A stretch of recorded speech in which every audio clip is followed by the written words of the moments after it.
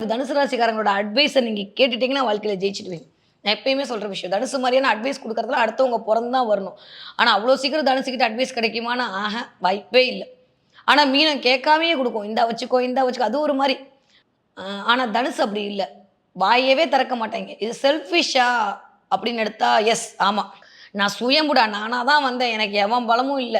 அப்படின்னு சொல்றாங்கன்னாலே, அங்க தனுசு இயங்குதுன்னு அர்த்தம். ரொம்ப சிம்பிள். ஒருத்தவங்களோட வார்த்தைகள அவங்களுடைய நட்சத்திரத்த அவங்களுடைய ராசிய கண்டுபிடிச்சிடலாம். ஒரு பெரிய ஒரு சப்போர்ட் கிடைச்சிருக்குமானா இல்ல. இளமையிலிருந்தே போராடி, போராடி, போராடி வரக்கூடிய ஆட்கள் ரொம்ப ஒரு சில சங்கடங்களையும், சில சவால்களையும் ஃபேஸ் பண்ணி லைஃப்ப செதுக்கியிருப்பாங்க.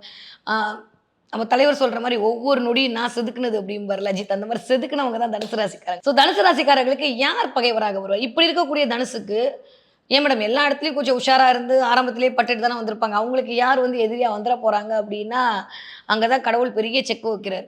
ఒక్కసారి చెప్తే 100 సార్లు చెప్పినట్టే. తెలుసు.